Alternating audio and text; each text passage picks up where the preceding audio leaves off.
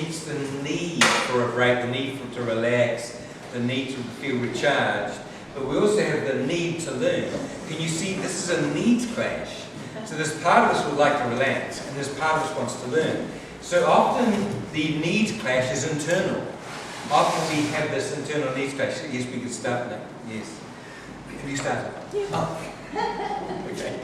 So the crucial thing to know though is these needs are many. So the list that I've got in the book just before the page that you're doing your summary on really just covers a small fraction. The crucial thing to know is if you've got an emotion happening, what are the needs behind it? Like what are you really preferring happen, or how it would look? Okay.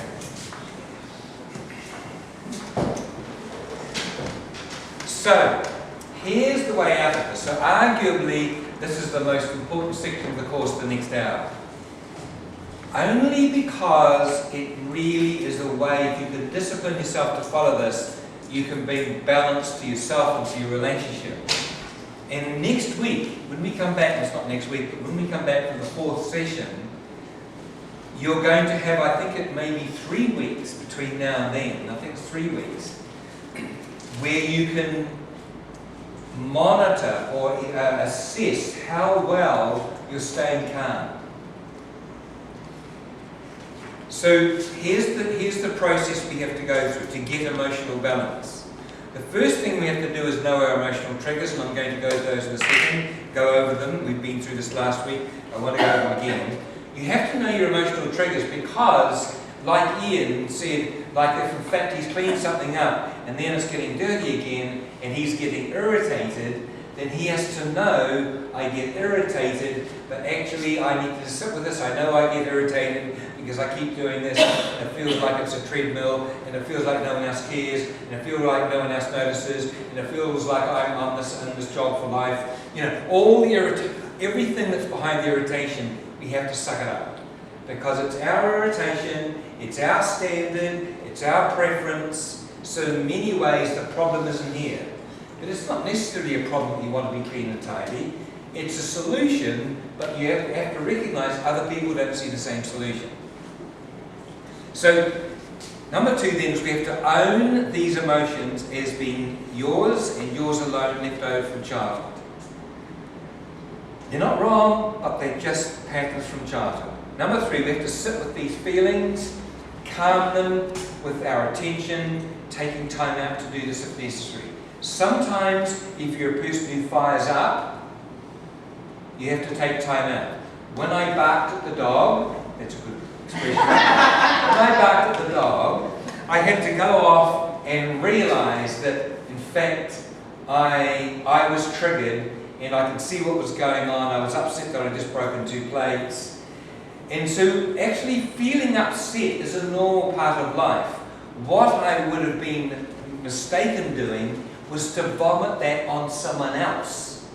Because that's what we tend to do. In my business, we call that projection. When something goes on here and we put it on somebody else. The dog coped very well with my barking at him. My wife wouldn't have been so happy had it been her. So we've got to be careful where we put that projection when we're worked up. So number 3, we sit with the feelings. Taking time out for EB. Never vomit your emotions on anyone else. They're your emotions, so take time out if you need to. I could have, for example, been angry with her because it was her dog. Fortunately, I'm past that. Anyway, so then I was trying to realise it's a dog and she does her best. So I didn't get caught up in a distorted view that she was in some way responsible for how I felt. That would have completely been going down the wrong track. But that's what we do a lot. 5, learn to recognise the triggers and your inner responses so that you never get caught off guard. So when I was really angry with him, I knew exactly what was going on. It was mainly because I'd broken the plates, not just tripped over them. And those plates were replaceable. So I know that's my stuff. And that's okay to have an emotional reaction. We're human. What I do not want to do is in any way damage my relationship with my partner because I just had a whoopsie moment. That's when the things go wrong. Number 6, watch as your awareness gets sharper and easier to manage with practice. Now what you'll notice is this. Here's the pattern. This is the way it works for people. To begin with, we notice retrospectively. So it would be an example like kicking the dog and then thinking, oh my goodness, there I got into that pattern once again. Then what happens is we catch ourselves in it. We don't do that normally to begin with, but then eventually we catch ourselves in it. And when we catch ourselves in it, we can do something to manage it. We can take time out and say, oh, I'm going to go and take time out. Or we're not going to change our emotion because we're too caught in it. But we can say, right, I'm going to take time out. Or blow this has happened again. So we take enough ownership when we get caught in it to take time out and process it. Eventually we catch ourselves usually before it happens. We think, oh, I'm going to get angry with this. Then we take time out to process it. That is generally the sequence. This is described in chapter 6 in your book. So let's look at the anxieties. Now we had these next two slides before. So the anxious pattern. I want you to look at the highlighted emotional words and choose which ones you mostly do and write them in your book on page 242, 43. Because I want you to know that you get a particular pattern frequently visiting you. The words that are highlighted are pretty much the key emotions that the anxious style will feel. Now those of you who are anxious avoidant have a choice. You've got this page or the next page.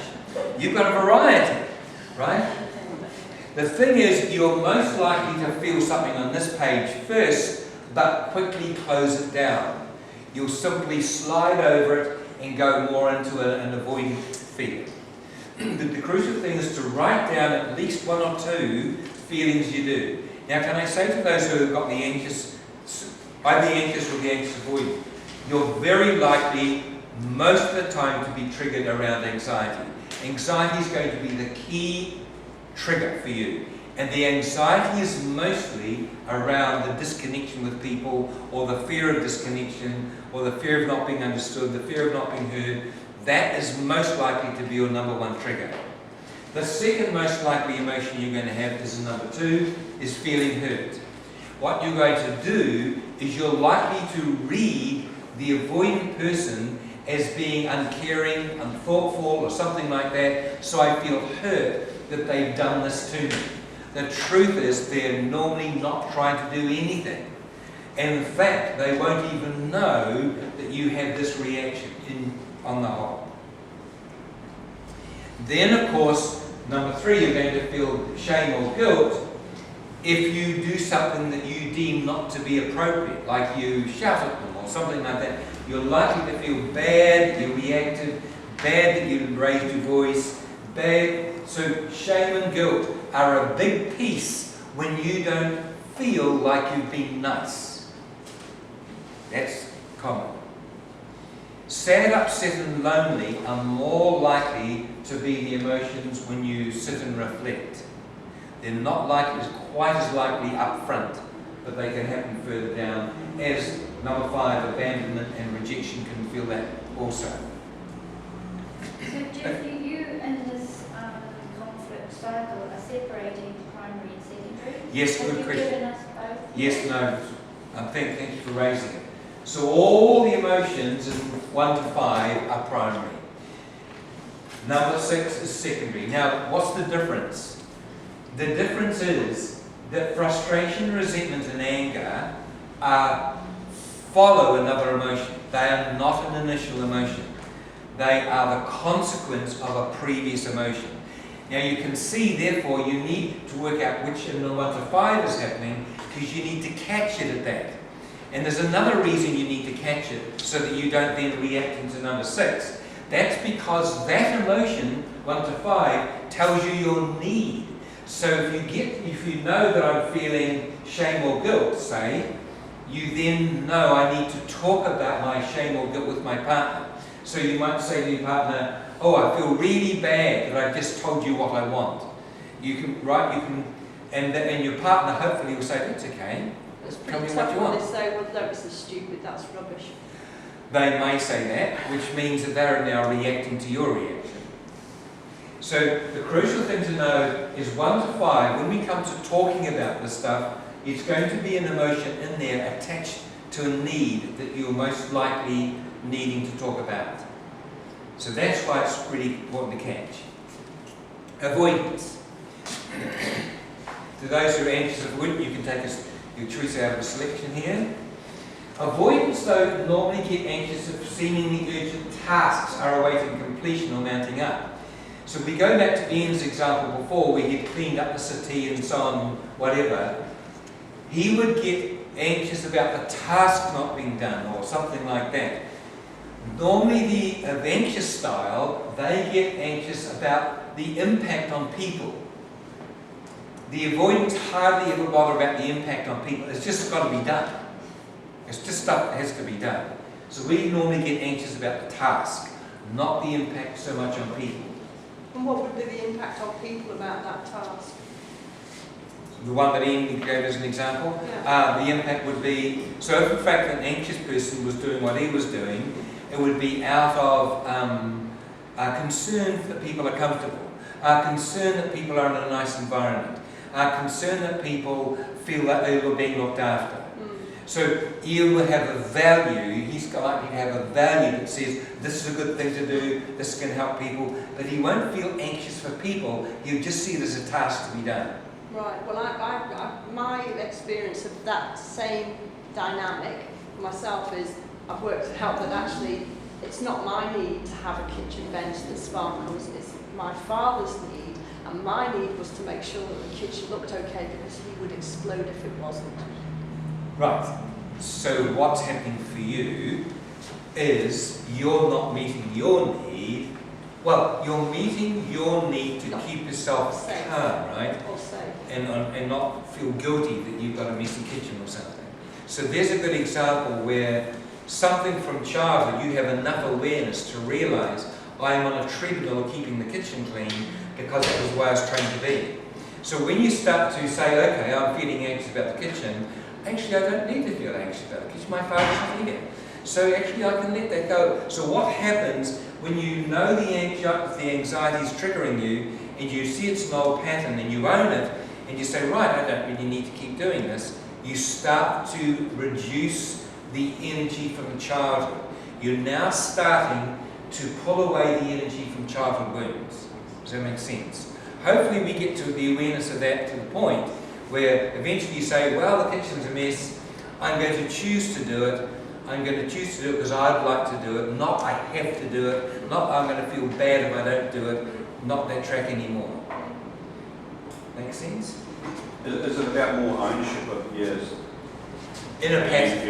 Yeah. That's right. So when you have ownership of your inner pattern, you can see, so if she knows she's anxious because previously her father criticised her because she didn't do it well enough or something. Or if we didn't clean up the onions well and keep that separate from other utensils, my mother would react in the morning and go berserk because toast tasted of onions from last night. So I kind of got both kind of cacophony of this drama around kitchens and all the rubbish that we're told as women as we were kind of, So socialised to sort of keep Yes. control of a unit that was something to be proud of. Because the women in the kitchen are primed, most of the anxious type, at least underneath, to want to look after people. Yes. So they're going to think of it, they're going to be primed by doing things that are nice for other people.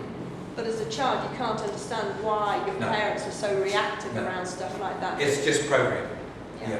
See, I'm a little bit confused because when Ian said he would take ownership of it and do it anyway, are you saying to let go of that as well? So I'm a little bit... He doesn't have to let go of doing the task. Yeah. What he needs to know is that if he does the task and he's feeling resentful about doing it, that's the bit he can let go of. The reactivity. The reactivity. So what Ian has done is he's learned not to bother feeling resentful because in actual fact I'm the only person that's going to do this. That's just the way it is. And he's no longer being reactive emotionally, he's just doing the task. You're responding and choosing to make the place nice so that you can feel relaxed and this is tolerance, something I can You're tolerate. doing it according to what works for you. So you're not allowing your emotional triggers to dictate your choices. Now that's the bit that most of us struggle with. It goes back to what you were saying last week, you can't control someone else but yourself. Exactly. Because when you're trying to control somebody else, your reactive emotion is trying to do something out there to control people so something in here feels better. And that's always a fraud. It's never finally going to work. So, the avoidant pattern is primarily triggered by shame. I've got my own little theory that in actual fact avoidance become avoidant because of shame. There's no research in the literature that I know of that's proved that. But my guess is when children are small, they learn not to engage because actually it's an easier track. Like if I don't engage, I'm going to get less hauled over the coals, I'm going to be less trouble. So to avoid shame, I'll just go climb a tree when mum has a window, right? Something like that. So, but what happens for avoidance is that shame gets re-triggered with implied criticism.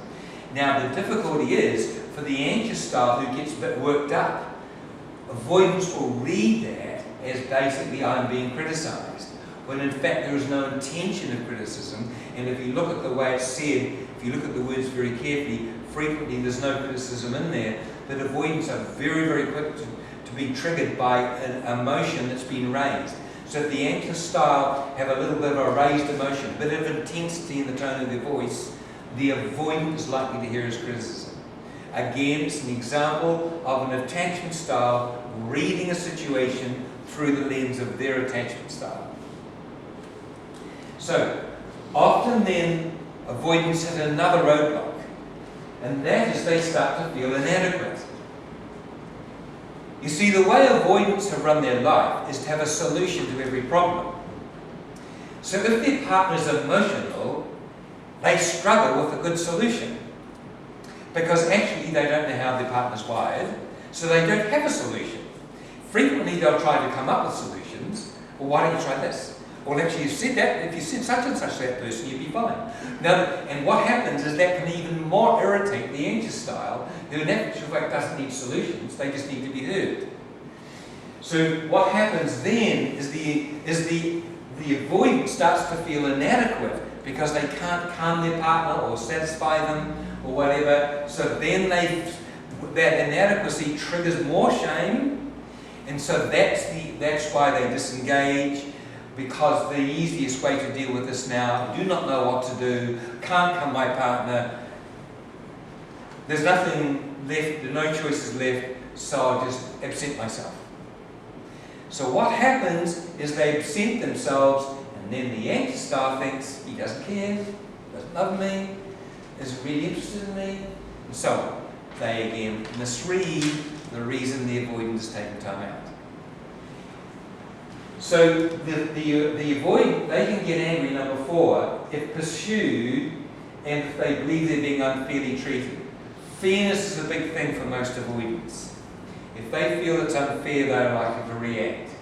So they get angry when pushed, when cornered, when pursued, when their partner wants resolution, they just want to work things through, and the avoidant wants to just calm down and disappear. And so what happens is that unfairness and that unreasonableness, you're pursuing me, eventually triggers them into anger. Some avoidants never get angry, some get angry more up front, but generally speaking, avoidants get angry slower than the anxious style does. Finally, the avoidants become resentful when unfair accusations begin to mount up. Now the interesting thing is, you see, the anxious style is talking about their experience of the situation. The avoidant saying, that's not what happened. No, I didn't say that. No, you haven't got that right. And so what happens is that triggers their unfairness. So it feels like now what you're saying is you're rewriting history. You're saying, I said this and this happened and so on. That's not what happened. I didn't say that. I didn't mean that. So what happens is you get into the problem of the attachment style differences. So your partner is likely to read you in ways that that you perceive are unfair and unreasonable, and that develops your resentment. And at the other end, the partner's getting resentful because you're not engaging and caring. Can you see how we're all pretty well screwed up? And we keep doing it. No one tells us actually there's a problem here, and we're keeping repeating. Okay. So the things to keep in mind are these things. Both parties have a valid viewpoint, so both perspectives must be considered, which means take it slow, try and hear what everyone's wanting to say. Right versus right arguments stem from fears that we won't be heard, or that what matters to us will not be considered. Now that gets us really worked up. When we get into right versus right, we're in defence. We're in defence attack. We're in fight-flight. And what happens after a while in a relationship is you don't back that you're going to listen to each other. So I've got to have my say right now. And I've got to raise my voice because that's the only way it's going to work. Or I'll close down. One at a time. Number 3. Not listening is a form of control so as to avoid disempowerment. So one of the reasons the anxious avoidance become avoidant is because if you don't listen, then you're not going to be controlled and you're not going to be disempowered. So that's why the anxious style frequently becomes avoidant. Such control or domination of one viewpoint never works in your relationship. Everyone, and you think of your partners, and think of all the partners you've ever had. They've probably been reasonable people. They've probably been just standard people. Yet we get to a point with them where we lose our tolerance because of 2 and 3 kicking in. So, number 4, our biggest fear is being controlled, dictated to, disempowered, having no say, being unseen, feeling diminished, feeling irrelevant. And that's what fires us up. But it's an emotion. It's an emotion of anxiety, or it's an emotion of hurt. Number 4 is an emotion. We will not be caught in number 4 if we see the emotional trigger and don't buy into it. So the conflict cycle causes love to be replaced by resentment and distrust. Here's the sequence. The first thing is love now gets replaced by more resentment and distrust. Distrust then means that self-preservation begins to dictate the relationship dynamics. We're basically in a fight-flight mode and we're looking after our own interests. This is ridiculous, but in fact, most relationships are in survival mode, self-preservation. Number 7, self-preservation means that connection no longer matters as much as survival matters. So we talk less, we engage less. We don't talk things through. We just do our own thing. Number 8. The focus on self-preservation means that the focus on loving and affectionate connection gets minimized or lost altogether. The more we're in resentment, the more we're in defense, the less warm, empathic connection occurs. And number 9, the way forward is for both parties to be heard, considered, and treated equally and respectfully. I mean, it's that simple. And it bleeds into all other relationships because people get tired of you whining on about what's going on at home and they don't see you stuck in your cycle, and it just contasts Every person it that you're takes close years to. to recover from. Yes. It's just such a waste of energy. I just so wish I got out of it sooner. Just didn't have the insight, of course, because No. most people don't. So you can see what Francis is saying. You know people who go on and on about the same thing over and over again. That's because their resentment or their pain or their hurt keeps regurgitating. They do not know how to get out of that, which is a very painful place to be. But they don't know how to get out of it because they can't see they're in it. They don't understand it. So, here's what successful couples do. Here's the way out. It's in your book. Make every effort to support each other's need and preference. Your partner's needs and preference and yours are equally important. Both need to be heard, talked about, considered. You are not, though, responsible for your partner's needs and preferences, except as much as they ask you to support them. Remind yourself constantly of the good and loving qualities of your partner.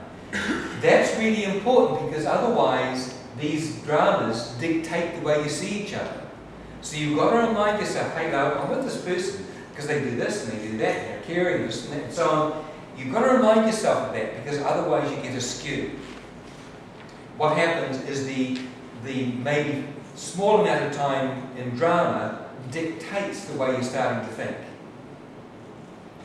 Thirdly, go out of your way to take time to work through your difficulties, respecting the need for mutual support and what is best for each other. It simply takes time to hear two different viewpoints. You just work it through. No right versus right, simply two different views. You might not even understand your partner's viewpoint. You may not get your head around it at all. Or you might say, oh, here you go again. You want this because you've got this pattern. Doesn't matter. If it's your partner, you do your best to support them. Even if you're just supporting them to support themselves. Even if you can't do much or you don't want to do much. You can still support them to support themselves. Now that means, number 4, you've got to focus on the glass half full and remind yourself and your partner of the value of this. So you've got to remind yourself your partner is actually an okay person, but you can easily see the glass half empty because it's starting to dominate the way you think. And fifthly, never take your relationship for granted, but constantly make efforts to improve your connection. Never take it for granted. Never take it for granted. It's always going to require work. And the other thing is, you know, if your relationship seems like we do a lot of talking, seems a lot of problems have to be worked through, and all this sort of stuff, well, actually, it's a normal relationship. We like to think that the best relationships just swim along, no one has any problems, I haven't met them yet. It's not how it is on Instagram. What's that, Laura? Instagram and Facebook tell a different story. They're not stories, they're not, well, Fiction anyway. as long as you know that. So, here is the strategy, in summary, which is sort of in your book, about how to be with each other during these times when you're going to listen to difference or listen to the other person's needs and wants. It helps if you prefix a potentially difficult discussion with a statement of ownership about why this is difficult for you. E.g., can I talk with you about a concern I have about such and such? It helps because, first of all, you warm up your partner to, I've got a problem, can you sit with me about this? Avoidance particularly struggle with someone who just starts on something and all of a sudden we're in a big discussion about something. Avoidance first of all have to change gear out of their task and thinking. So they have to change gear out of that and then all of a sudden they're into a relationship. And also, if you've got a bit of emotion, if the anxious or anxious avoidant person's got a bit of emotion, the avoidant is going to hear that as, oh, we're in trouble, oh dear, what's going on here? So they're going to be reactive as soon as the first words are out of their partner's mouth.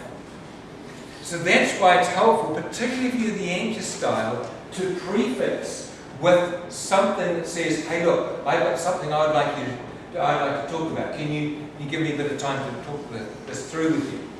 Because it alerts the other person to, oh, this isn't about me. Oh, right, you're taking ownership. Oh, that's good. I can listen to that. That's okay. I thought it was going to be about me. Well, it is about you, but I'm owning it. I'm recognizing this is going on with me. Number 2, talking your viewpoint as being about what is happening in me right now. Now, this is really important because it's what most people are raised with is talking about you. The trouble is, you see, you just go out and you don't tell me where you're going and you're home late. No. My concern is I get upset when you go out and I'm upset about not knowing when you're going to come back and it leaves me wondering and I don't know quite what to do. Should I call you or should I leave it? You're talking about this world in here, not the world that's out there that's a problem. Now that takes practice. Most people are not good at that and they've not been raised with it. So you just have to get good at it. Number 3, staying emotionally calm or owning and asking support for your emotional struggle. So if we expand on what I just said. So I'm upset you're going out. I'm upset partly because I don't quite know when you're going to be home. And it leaves me wondering whether you're going to be late or whether you've been drinking too much, and that worries me. So I'm wondering what you can do for me is help me with this by, would you text? Or can you help me by giving me some idea when you're going to be home? You keep talking about you. Now this is an interesting dilemma, you see, because we go back to where we started today about needing to prioritize what's inside of you. This is not the culture that we've grown up in. We've been prioritizing thinking we should think of others. But actually, if you don't talk about yourself, you're not talking about the problem. The truth is, we've all got an internal world, and that's what discombobulates us when it's not heard, prioritized, seen, understood. So we have to come in and own our world. Our world isn't bad. It's not like we're demanding or selfish to talk about our inner world. This is our inner world. It's the only world we've got. So, and we want a partner who supports that inner world. Not because we want everything our own way all the time, but because in actual fact, if I'm upset that you're going out, that's the only world I've got. I don't know what to do about that. So I need to talk to you about, can you talk to me about how you can connect with me so I don't worry? So that's the only world you can talk about. If you own it, then the other person is less likely to be defensive because it's not being put on them. And if you can stay calm, the other person is less likely to react to your tone of voice. And if your tone of voice is going to get worked up, then at least if you've done the introductory stuff, number one, if you've done an introduction and you say, can I talk about me? And your partner knows you're talking about me, you get a bit wound up because in fact it's really worried and you're worried about what he's going to do when he's out, and I'm upset about that and when you get drunk and what's going to happen then, right? At least if your partner knows you've owned that this is your concern, they're less likely to get defensive, i.e. react. So number 4, starting out by telling your partner what you want to listen to. Start out by telling your partner that you want to listen to them once they listen to you. Because the big fear is, I'll listen, but you won't listen to me. That's the big fear. And that's why we get reactive. Because historically we often have not listened enough to each other.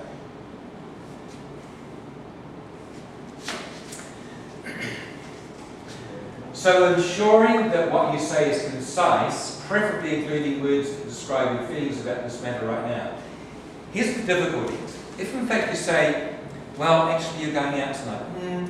In the past when you've gone out, it's really bothered me. And someone said, actually, I heard that you've been drinking, and someone said he's not very good when he's drinking, and you talk a story about the drama. That will put avoidance to sleep. It's trance-inducing, because avoidance thinks, where's the logic in that? I've gone up the path, around the tree, over the pond, I can't follow it. So avoidance gets put into trance by that. All you've got to do is be concise, particularly with feeling words. So if you can use a feeling word at the beginning, I'm upset, Fred, because you're going out and I'm unsure what's going to happen next. Try and keep it concise. Anxious types tend to get wordy because when growing up, they felt that they have to describe things in detail to get to be empowered, to have people listen.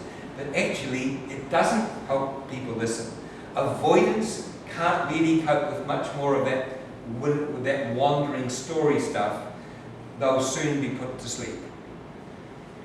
My wife said to me once, she said, once I see you glazing over, Jeff, I know that I need to come back and we'll have next time to talk to you. So she reads me even better than I read myself sometimes. I'm trying to hang in, and but eventually I get overwhelmed by the, anyway, too many words. Okay, and remember, the anxious style is likely to talk out a lot more because they know their feelings. So what happens is if you can talk about your feelings to an avoidant, even though avoidants aren't usually as emotionally quite literate, they do react, they do respond. If you say, I'm really upset by something, avoidants will say, what are you upset about? Yeah, because if you use that word, if you use an emotional word, it engages avoidance. So it's helpful. So, number 6, as the listener, remind yourself that this matter is their problem. And that it's an act of love that you want to offer them by listening non-judgmentally. You're being loving by giving your partner attention and trying to be patient with where they're at. The thing is, you've got to really hold your own emotions in check to be able to be generous like that. If you're wondering, when's my turn? And, hey, but that's not the right story. No, that's not what happened. And you get into this internally, then you're screwed. The truth is, what you'll notice, if you listen to each other and give it time, you do come back to what you knew you wanted to say. As you start talking about what you really wanted to say, and then all of a sudden it floods in. And generally speaking, you're likely to be able to say most of the things you wanted to say. And lastly, agreeing in general that if listening to each other, resolution hasn't been reached, then you agree to pick up the discussion at a later time that you agree on before you finish. So very often, people feel like they're on completely different pages, which means you just got to come back at a later time. And it's good to make a time, because what will happen is if it's left up to the avoidant to make that time, it'll probably be sometime next century. And if it's the anxious person who wants the time, it'll probably be in 5 minutes' time. Right, so the dilemma is you've got a time difference. So it's good to make, and I always suggest at least a couple of hours, if not a day or something. So big discussions, you don't try and deal with it all at once. You say, okay, we've put our cards on the table, let's come back to those cards tomorrow. And it's my experience that if people do that, they're able to come together, go away, think about what the other said, and they normally come to some middle ground more often than not. What happens to couples starting this process who have been in conflict with each other, they don't believe this is ever going to reach conclusion. My partner just doesn't listen to me, doesn't understand me, it's never going to get even better. But the truth is, if you do this process, you'll find that very, very quickly you'll come to understanding where each other's at, hear two different viewpoints, and eventually you'll come to a middle ground. So, what is important about this is it's a negotiating process. It's not a compromising process. It's a negotiate. Compromise implies someone gives up to give the other what they want. And that's not ideal, really, although there are times when, for example, Ian might say to his partner, can we talk about cleaning the sofa and getting that organised? And he may just say, well, it's not a big deal. See, I'm not too bothered about it if she doesn't want to engage in it. But generally speaking, we've just got to take time to negotiate. Okay, any questions about this process?